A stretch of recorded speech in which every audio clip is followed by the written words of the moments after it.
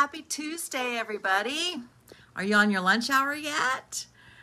This is my little 15-minute pop-in class, and I thought we might just talk a little bit about the chemistry of essential oils. And you might be wondering, why in the world did I want to talk about that? And I'll just tell you, hi Laura, thanks for joining. It's because I just did a Oils of the Bible class a couple weeks ago, and this was part of that class that I had to skip because I was trying to reduce the time frame of that other class. But it's very interesting information, and I just thought maybe it would make a good little mini class, so thought I would share it. And a lot of this information does come from the book by Dr. David Stewart called Healing Oils of the Bible. But he also has a big book, if I can pick it up with one hand, called The Chemistry of Essential Oils Made Simple. And this is also the same author by Dr. David Stewart. And the byline is God's Love Manifested in Molecules. And so he took some of this and put it in the Oils of the Bible book. And so that's just a little bit of what we're going to go over today. So let's talk just a little bit of chemistry, okay? So starting in the 1900s, scientists were able to isolate certain compounds in essential oils to better understand how they impacted our bodies and the benefits that they could offer. And of course, with that scientific advancement comes the desire to create cheaper alternatives to our precious oils by altering the compounds with inferior plants or by doctoring them with lab-created alternatives. Now, creation can't be replicated in a lab, we know that, and one drop of oil contains 40 million trillion molecules. I'm going to turn my camera around. So I've got a little PowerPoint for you, and I can't figure out how to share my screen on a Facebook Live. So I'm just going to turn the camera around and show you my computer. Let me find the right button. So here's a little slide that covers a little bit of what we're talking about. So as I said, one drop of oil contains 40 million trillion molecules.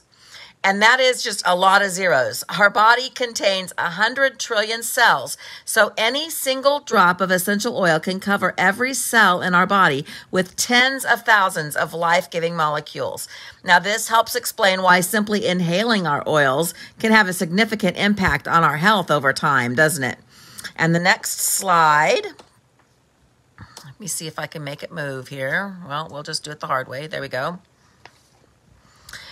So I want to talk just a bit about the constituents that we find in essential oils, and they are in three basic categories. Now, don't let your brains glaze over with these big words. I'm sure you've probably heard of them before, but the first one we're going to talk about is phenols and phenylpropanoids, and they are compounds of carbon molecules. There are dozens of varieties of phenols and phenylpropanoids, and there are a few of the oils listed here on this slide. While phenols create conditions where unfriendly viruses and bacteria cannot live, the most important function performed by phenols is that they clean the receptor sites in our cells. And without clean receptor sites, cells cannot communicate with the body malfunctions, and that results in sickness. And next, we're going to talk about monoterpenes. Now, that's another chemical compound, and monoterpenes are found in most essential oils. Several are listed on this slide as well.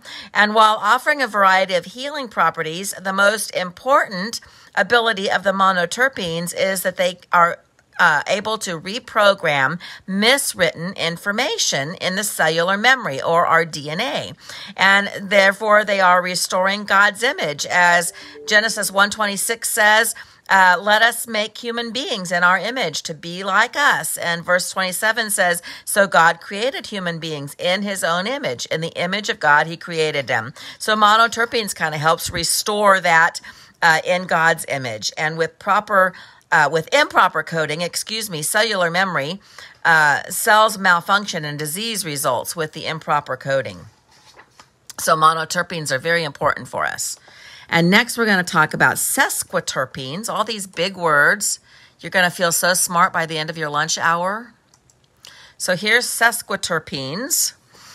And there are more than 10,000 varieties of sesquiterpenes. And here again are some of the oils listed on this slide that have sesquiterpenes in them. They deliver oxygen molecules to the cells like hemoglobin does to the blood. And they can also erase or deprogram miswritten codes in cellular memory as well. They can delete garbled information from diseased cells and create oxygen-rich environment where those confused cells can reproduce, thus stopping their growth. Now, some of our essential oils contain all three, and these are known as PMS oils. And it's called the triple punch.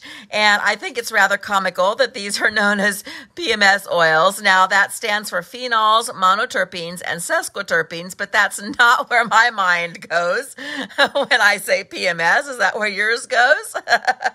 So the triple punch combination, in theory, number one, it cleanses the receptor sites to allow the proper transfer of intracellular messengers. And secondly, it deprograms bad information. And then thirdly, it reprograms correct information via cell-to-cell communication. So there's one more dimension that I want to talk about. With essential oils and how they work. And I want to mention the electromagnetic frequency. Now, before you freak out and think this sounds like I'm a total nut, hear me out. Humans have electrical frequencies that can be measured.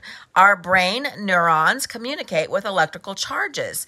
Essential oils can also carry electrical charges, usually electrons or negative ions, and they have a megahertz frequency that can be scientifically measured. So this is part of my essential oil story and why I got hooked. It just makes sense to me that God placed the healing properties we would need in plants on the earth at creation, and we just need to find the right ones and use them correctly. So it also makes sense to me that everything has a frequency. Remember the junior high science lessons we all had about how atoms are always moving, even in solid objects? And if you don't remember it, just Google it. I personally think that this frequency is what Jesus knew could make the rocks cry out in praise. Luke 19:40 says, Jesus said, I tell you that if my people keep silent, the stones will immediately cry out. And the frequencies of essential oils are usually between 52 and 320 megahertz, which is MHz. Rose oil is the highest known substance at 320 megahertz. By comparison, fresh herbs measure 20 to 27 megahertz. Fresh produce measures 5 to 10 megahertz, and canned food measures 0. Now, canned food does contain chemical nutrition, but not the electronic nutrition of live, fresh foods. So measurements on the human body found that a healthy person has a frequency of 62 to 68 megahertz. Let me make sure I don't have a slide that says this. No, okay. 62 to 68 megahertz is a healthy person's megahertz frequency. And when a frequency dips to 58 megahertz, illness tends to set in. And the process of dying begins at 25 megahertz, with death being at 0. So lower frequency oils resonate with the body systems that have lower frequencies, such as bones and joints, and the oils administer healing vibrations to those systems. Higher frequency oils boost our immune system by raising our body frequency. Now, in several experiments, it was found that frequencies of oils are often affected by thoughts, and negative thoughts lowered the frequencies of the oil by as much as 12 megahertz, while positive thoughts raised them by 10 megahertz, and prayer made an even greater difference, raising the oils by 15 megahertz. So no wonder Jesus commanded the disciples to anoint with oil and pray over the sick among them. So are you blown away yet? Is your head spinning? So mine was when I first digested this. And I want to close with one final little thing on prayer and oils. And it is a quote from Dr. David Stewart out of the Healing Oils of the Bible book. And let me get it closer to the quote here. It'll help you just a little bit to read it. And the quote is, "Essential oils are special creations of God, infused by his word." Genesis 1:11 and 12 and John 1:1. Being the products of God's words and thoughts, they respond to our words and thoughts. Essential oils magnify intent. When we pray over oils, their frequencies increase. So does their ability to uplift and heal.